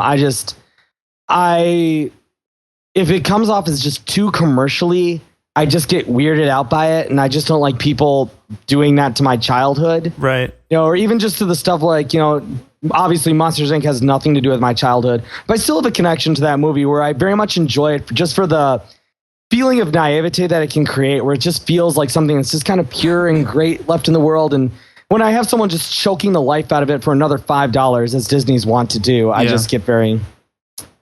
I just don't want to see them over commercialize it. I want to see some like classic characters like the guys from Shark's Tale and the whole crew from Shark's Tale. Yeah, Shark's Tale definitely. And the new Planes movie. Planes. Keep it real Disney authentic. Just keep it hardcore Disney. Yeah, man. Like what happened? I guess it's the generational gap. There's no more 2D animated Disney movies. Like. Get me the Seven Dwarves up in this. I want Sleepy. I want Happy. That would be dope. And like in their little Seven Dwarves village. That would be dope. That's good. Dopey. Hey-oh, count it. Snow White. Yeah. Aladdin. Yeah. Beast. Beast. Why would you not have Beast, a playable character? Yep. The kids don't know who they are. The kids don't know. Yeah, but I feel like they have to. The parents are doing the right thing. They're probably not breaking out those giant plastic Disney tape. Well, but you can only buy those movies once every 6 or 5 years when they remove them from the vault next to Walt Disney's head. The Disney vault. Like, stupid. We took Pinocchio out of the vault. Buy it quick because we're putting it back in there. Josh, you remember that the giant Disney video VHS cases? Yeah. They were like huge and plastic. And you ever get one thrown at you? I remember getting one thrown. I always get thrown them at me. They always, every damn day. I'm going to just bring them and throw them at you. I just remember getting thrown at me, and those edges were real sharp. As sharp plastic edges. Yeah. We actually... that should be a weapon in Disney Infinity. VHS tape. I actually ruined Bambi. I watched it so much as a kid that it just stopped working. Yeah, get Bambi. Get her Revenge of Bambi. She comes back. You fight a bunch of hunters. Bambi's mom comes back from the dead. Yeah, the mom's dead. Yeah. I'd be down for that. That's like Mufasa comes back as a zombie. Yeah, they should have Bambi's just like mom. a parent revenge movie. Like it's just nothing but dead Disney parents back for more. Well, they're still dead, but the kids are like Bruce Willis plays Bambi. Ving Rhames plays Michael J. Fox. Yeah, because we know J. Fox, all his revenge movies he's been in. He'd probably be perfect for that. Josh, Grand Theft Auto, big announcements last week, multiplayer. Basically, the Grand Theft Auto MMO has come. We will see what it is like to watch Los Santos just simply burn in the wreckage of 1 million people gone nuts. Well, I thought it was a 16-player. It's like an MMO, but is there a cap? There's a cap on it? I think it's 16. I think so. Could be wrong. Of course, there's got to be a cap of some sort. I missed what that is, but even still, it could get... Even 16 people running around trashing things could get intense. Like you're trying to run a drug deal. Meanwhile, someone like crashes a helicopter building behind you. I want more than 16. Yeah, I think we're ready. I want like 40 or 50. I was hoping for 64. That's what I was hoping you'd do. I was hoping for 64. 64. I think that would be because perfect. What was it in GTA 4? It was quite a bit too. Yeah, I feel like when we played GTA 4, we have so many of us playing together. Yeah, maybe it was only 4. No, it was more than 4 of us. No, it was plenty. I was going to say it was 4. Plenty more than 4. No, there's way more than 4 of us playing. 12 or 16 maybe. And like maybe I'm wrong on the 8. details here, but this is you're just logging into a server, right? I mean, this is not like you need to be connecting with people specifically. Okay, so what I got from this GTA multiplayer reveal is like, hey guys, listen, we got a lot of really cool stuff coming. Look at it, like check it out from there, but don't get too close because we don't want to tell you anything about it. We're just going to tell you exactly what it is. They said that we're going to have our own houses and garages and stuff. Yeah, but can you explain that to me? Like, is it going to be a thing where like... Because that's why I thought it was going to be like an MMO. Like, there's going to be this huge world. And I'm like, I'll buy this spot because I have money from my game. So I'm going to live up here. And on this server, everybody owns an apartment in the apartment building. Or like you're across town because that's all you could afford from your game. So you're across town. And I got to get my car in my garage and drive to your place. Well, that becomes the trick, right? Is like how... Because, I mean, that's the thing with Grand Theft Auto is we always run into these glass ceilings where we're just like, oh, I can't actually go into every shop. I can only go into shops with the blue doors, Right. Yeah. I can't own any property. I can only own this specific property. And obviously the single player will have a lot of those same limitations. But I'm really hoping that they're going to do multiplayer, then just fucking blow it out. Like, obviously not every piece of property needs to be purchasable, but at least make like 100 different places I can buy, just so that every multiplayer experience feels different. Seems like the message that they're trying to deliver, it's that they're finally blowing the doors open of stuff, but I think every Rockstar game is like that. They throw you some really optimistic and ambitious generalities, and you get really pumped about it, and you do the hype train on the game, which, I mean, don't get me wrong, GTA is going to be a great game no matter what. I mean, Rockstar doesn't put out terrible things by any means, but it always starts with this completely mercurial, amorphous. It's going to be cool when this happens. The second you get in there and you realize all the doors are closed and the city's smaller than you think it is, and you start to get really used to the city, and you know your way around. It starts to shrink. Exactly. You start getting used to the game, and you start saying like, "Oh, this is what they really meant by saying you could fly around in a jet with 16 other people." It means you get in the jet, you tell it where you want it to go. No one does anything, and it takes you there, and it lands, and then and that's it. You're not flying anything. And we're getting close to this game release. We're about 4 weeks away from it at this point, right? Yeah, a little less. And they're still making multiplayer announcements so close to it. They said they're going to release the multiplayer 2 weeks after. October. Yeah, October 1st. So free DLC. And I guess that's kind of part of it is that like I'm hoping that they're just like, as opposed to last time where the multiplayer was basically still in the same living, breathing world as that single player, just slightly tweaked. or like just more things open and close. I'm hoping this is more of a separate thing. The fact that they're calling it Grand Theft Auto Online, not Grand Theft Auto 5 Online, hopefully means that this is something they really plan to continue. Even if they come out with something bare bones, they can still add content to it consistently. Keep rolling out new places to buy, new things to buy. You know, Saints Row did that, where they kept releasing new costume packs, new weapon packs, you know, and they have the ability to do that. We live in 2013. But the longevity confuses me. What is their goal for this game, being that once Grand Theft Auto Online is released, we're about, you know, it could be 1 month away from new console releases. Yeah, I mean, that's very true. They are going to have a version of this. I think so too. I think they have to. It would be. But are we going to get stupid. that same promise that Xbox One gave of like all games are going to roll over, or like if $10? Well, let's hope so. Let's see. We'll see. GameStop is saying that they will. Xbox For Call of Duty, they said. I thought it was all games that There's are a going list. cross-gen. There's a list of them. Yeah. Oh, really? Oh, that's awesome. Yeah, so it'll be, you know, if you grab it on Xbox 360, if you want to get it on Xbox One, $10. Once you trade the game in, also, right? Not just $10, obviously. But I just don't see how they couldn't do this. It's way too close. And if they're looking for, I mean, Grand Theft Auto Online is the thing that says, like, if they're introducing this MMO, what is it going to have, a month-long lifespan? Like, people are going to be trading in their Xbox 360. It'd be so stupid. Yeah. I mean, it would make the most sense to buy this game for PC for anybody. They should have just held out and just made it a release title. But I bet this has been in development so long that back when they started doing the development, they just didn't know. They just had no clue when. And think about it, this game has been pushed back a couple times as well. Yeah, I'm waiting for maybe this week. Maybe Gamescom. I'm just waiting for them to say, "Oh, also coming on Xbox One and PS4." But maybe we also might be buying into the fact that so many people play Grand Theft Auto that maybe they're just like, "Hey, I don't care if 1 million people go out and buy new consoles. We still got 5 million playing this game." Yeah, you know? It could be. I mean, it all comes down to numbers once it gets to the economics of it. What I think is looking great on the multiplayer aspect is that there's actually progression and story within it. It does look interesting. And then it looks like they have the same elaborate, big type of heist gameplay with that, like with the multiplayer aspect. Because that would be the cool thing, right? Is like, it's like Payday, but if Payday was open world multiplayer, you know, where you and 3 people roll into a bank and you're doing a hold up, and then you got to run through the sewers and jack a car, and like who's driving, you know, you get a helicopter. Who has not flown the helicopter before? You're flying the helicopter. God, it sounds like now that you're laying all this stuff out in front of me, it's going to be a mess. like a good mess. Well, and like that would be the funny part, right? Is like you're sitting there like doing a drug deal in a back alley, and suddenly you see 3 guys in a helicopter careen into a roof above you. Cops like flooding the area around, and you're just like walking away, like, "Don't mind me." That sounds fun. Well, let's hope so. Well, let's hope that we hear some more of it in the next couple of weeks. Also, Call of Duty had their online reveal. They had an event, and what, Greg? What are you going to say? Nothing. I was going to see what you're going to say. Oh. Well, I'm going to say that it's definitely Call of Duty.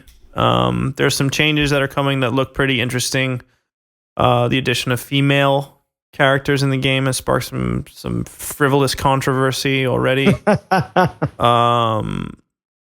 There are a few new game modes. Greg, what was the name of that one game mode that we thought was cool? When you could manage a squad of dudes. Oh, I liked that actually. That was like squads. Yeah, squads. And you get like 10 guys, and you unlock stuff as you level up. Like they become like instead of there being 10 prestiges, there's 1 prestige. You prestige once, but you can do it for 10 different characters.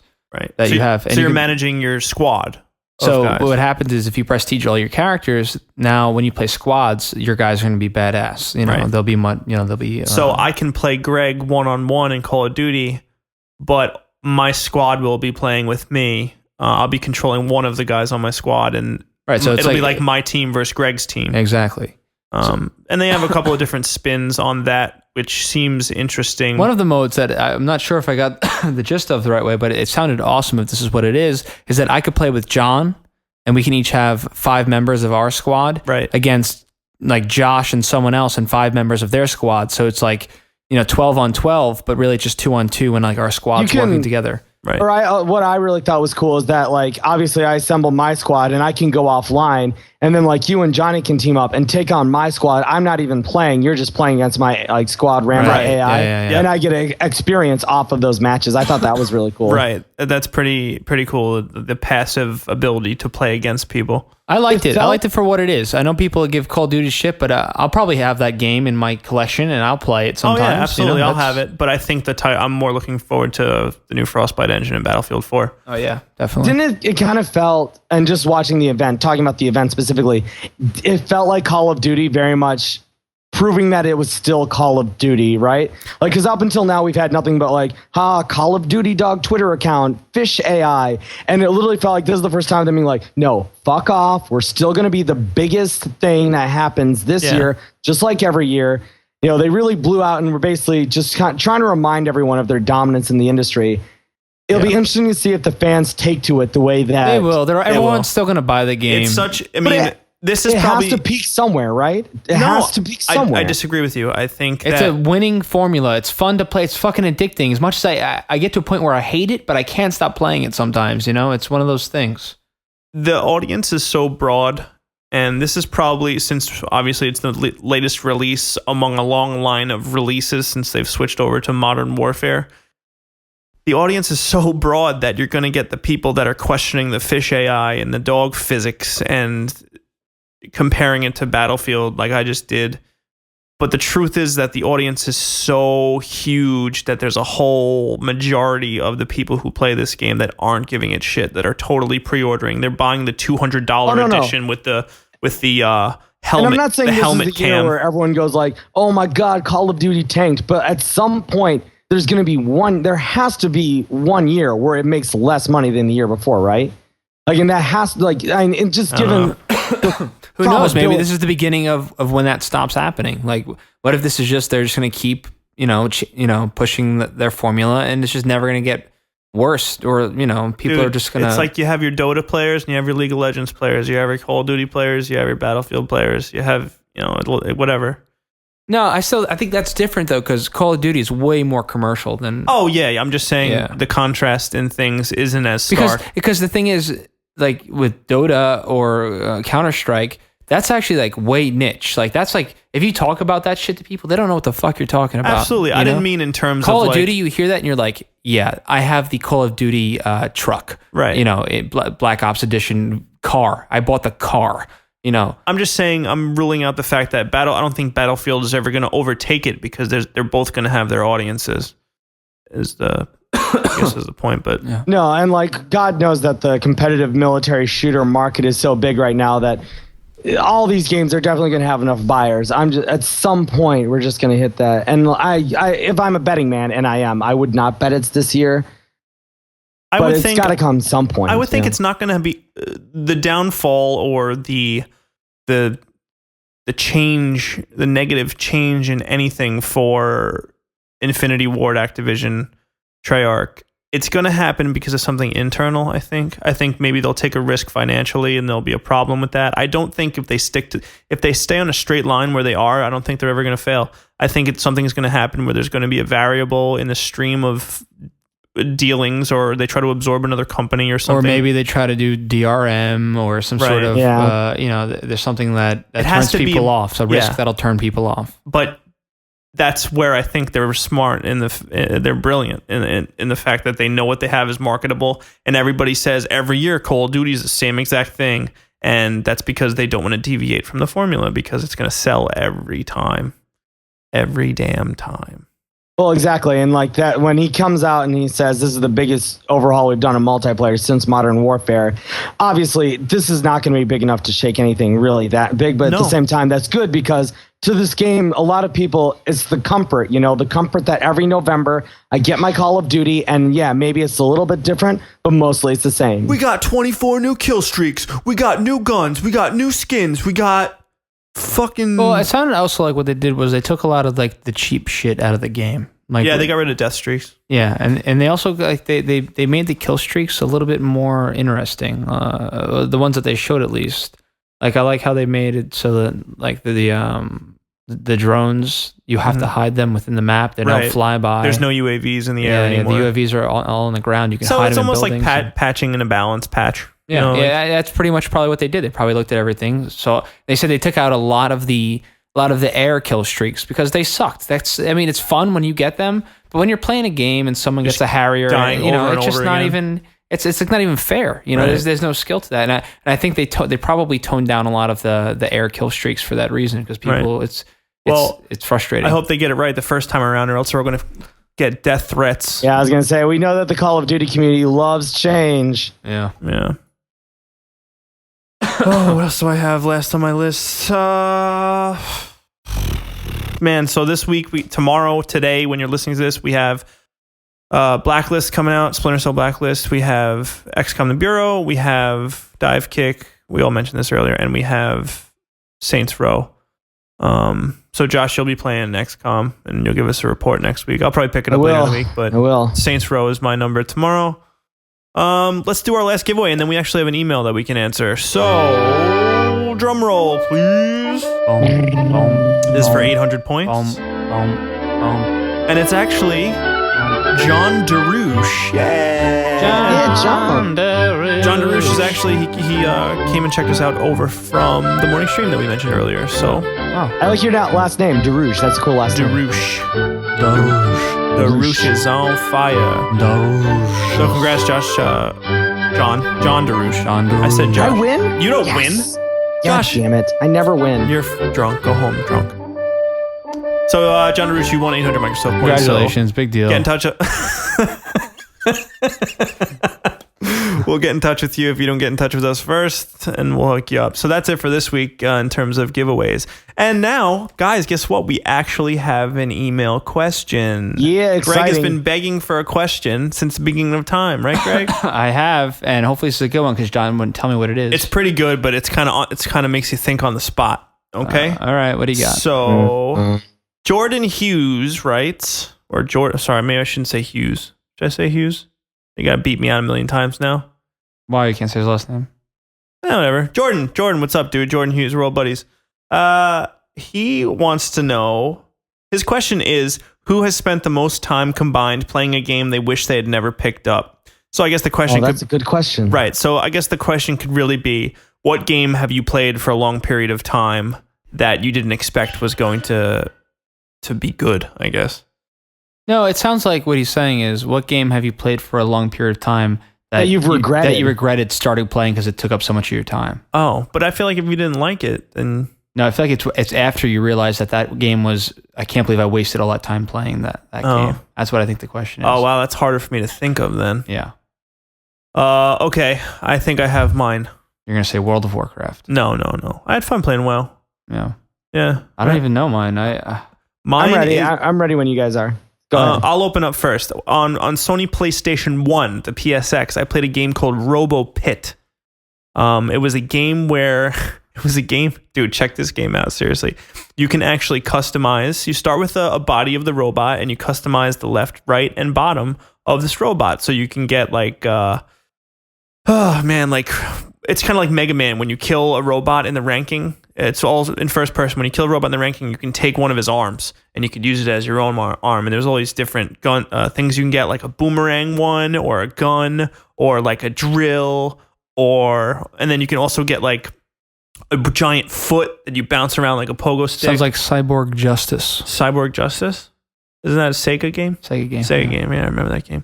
Well, anyway, it's like the whole BattleBots thing, basically. But I played this game so much. It was one of the few games that you start at the bottom of a ladder and you work your way all the way up to the king robot. And once you get to the top of the ladder, you get the crown next to your name. And it didn't matter. It wasn't multiplayer or anything. It was totally single player. It's for yourself. And I played through this game so many times just because I thought like the customizability was so cool. And I would work my way up to more difficult robots. I think about... This is like... All the games I've played for long periods of time, I like all of them. Yeah. Like I think of the games that took up the most time in my life. It's like Resident Evil. So when I was a kid, I played it over and over again. But I don't regret that. Well, you know what? Now that I think about it, RoboPit probably...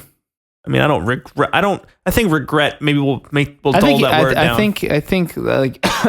I can't even think of a game that I played for for long periods of time, and I was like, oh man, I wasted all that time playing that game because I know the game I've played the most, that I've clocked the most hours on, is probably Fallout, and even if I played that game for 500 hours, I'll go back and play it again right now. I'll go back into that, and I won't feel like I'm wasting any time.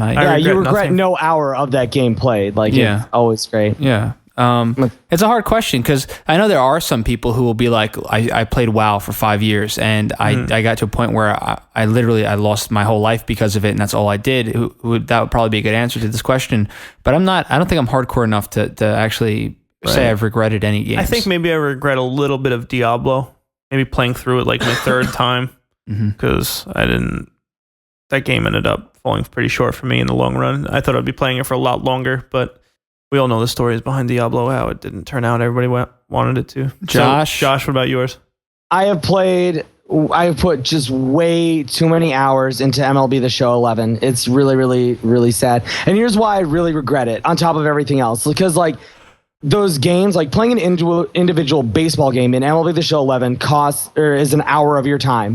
162 games a year. Obviously, I haven't played all of them, but I have put well over 50 hours into that. I am on like the 5th season of my franchise thing, and I can't stop because I can't even move on in playing baseball games because it got so much invested into this season. Like, I have my team, I have customized it to the way I want. I'm running the organization my way, that when I get a new version of it, I'm like, fuck this. I have to deal with the Twins' mistakes all over again. I fixed the Twins roster. I know exactly how it should be, and it's in my game. So I go back to play it time and time again. And on top of that, every time baseball season comes around, I just get right back into it, start playing that same franchise over and over. But I still have gotten I have a third of the trophies, even though I put in all of these hours, because I'm not playing any of the other versions of the game. Why don't you update the versions? Just because you want to continue? He doesn't want to redo all the shit he did. Yeah, I've played, it would be the same thing as it's kind of hard to, it'd be like building a character in WoW and then wiping that character completely clean, never touching it again. You always have that one character you go back to. This is my main. What are the advantages of stacking all your stuff into this one thing? Well, no, because I have isn't it not stacking? Just that you're just focusing on the season and making sure everyth's perfect. But you're a couple seasons deep now. 5 seasons. But that's the thing, is that I've made trades, I've drafted players, I have new players that I'm committed to. I have this history of world championships and division rivalries and these stories of this year in the playoffs I made it to the championship but I lost to this team, but then I played them again the next year, and then if I get the new game, all that legacy, all those years in the future I played are wiped clean, and I'm just playing starting back from scratch again. Yeah, it definitely sounds like a huge waste of time to me. Huge. Oh no, it is. It is sad, and I can't play it and talk about it on a podcast except for this one question, because no one cares how my MLB The Show 11 franchise is going. Yeah, I really. Thank you all for listening. So let's wrap it up there. On that note, we don't care about you, Josh. Let's end this. But we do appreciate you coming here this week, Josh. Thanks for joining. Thank you for having me. Greg, go get your laundry, I gotta bro. go get my laundry. That's why we're ending it right now. I need to get my clothes. We ran kind of long today anyway, too, but it was a good one. A lot of different games. We talked a lot of games. So, Greg, thanks for hanging out.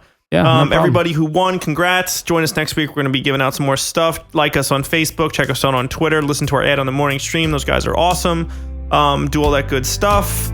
I'm John Azalona, and thanks for joining us on another episode of the AwayCast. Yeah, I'm Greg Galarraca. No, but I'm John Azalona. Goodbye.